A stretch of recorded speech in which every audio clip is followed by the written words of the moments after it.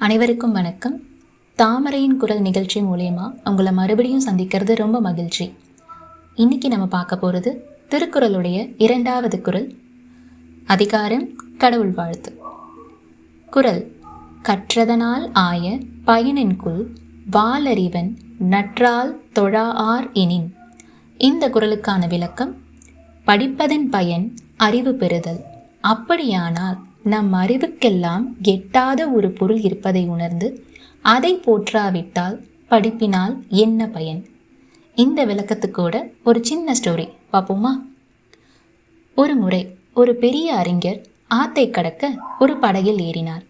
அந்த படகை ஒரு சாதாரண பெரியவர் ஓட்டிக் கொண்டிருந்தார். வழியில் அந்த அறிஞர் தன் அறிவை மெச்சிக்கொள்ள நினைத்து படகோட்டியிடம் பேச ஆரம்பித்தார். பெரியாரே, உங்களுக்கு வானசாஸ்திரம் தெரியுமா? கோள்கள் எப்படி சுற்றுகின்றன என தெரியுமா என அறிஞர் கேட்டார். உடனே படகோட்டி, ஐயா, எனக்கு அதெல்லாம் தெரியாதுங்க, எனக்கு படகு ஓட்ட மட்டும்தான் தெரியும். அதற்கு அந்த அறிஞர், ஐயோ, உங்கள் வாழ்க்கையில் 25% வீணாகிவிட்டதே. சரி, உங்களுக்கு புவியியல் தெரியுமா? பாறைகள் எப்படி உருவானது என்று தெரியுமா? அதற்கு படகோட்டி, இல்லைங்க ஐயா, நான் படிக்காதவன். உடனே அறிஞர் சொல்றாரு, அடடா, உங்க வாழ்க்கையில 50% வீணாகி விட்டுச்சு. இப்படி அந்த அறிஞர் தான் கற்ற கல்வியை நினைத்து பெருமையாக பேசிக்கொண்டே வந்தார். திடீரென ஆற்றில் வெள்ளம் வந்தது. படகு தடுமாறியது. இப்போது படகோட்டி கேட்டார், உங்களுக்கு நீச்சல் தெரியுமா ஐயா?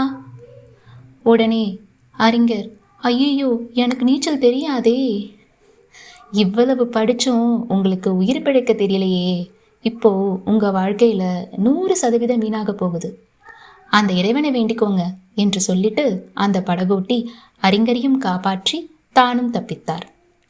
கதையின் நீதி: அறிஞர் புத்தகங்களை நிறைய படித்திருந்தார்.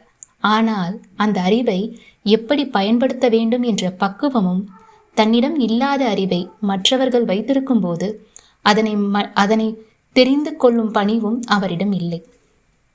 இறைவன் கொடுத்த இந்த வாழ்க்கையில் பணிவுதான் மிக சிறந்த கல்வி. அந்த பணிவோட இறைவனை வணங்காதவன் கற்ற கல்வி நீச்சல் தெரியாத அறிஞரின் கல்வி போலதான் வீணானது. மறுபடியும் இன்றைக்கான திருக்குறளை திருப்பியும் சொல்றேன். கற்றதனால் ஆய பயனின்குள் வாலறிவன் நற்றால் தொழாஆர் எனின். விளக்கம்: படிப்பதன் பயன் அறிவு பெறுதல். அப்படியானால் நம் அறிவுக்கெல்லாம் எட்டாத ஒரு பொருள் இருப்பதை உணர்ந்து அதை போற்றாவிட்டால் படிப்பினால் என்ன பயன்?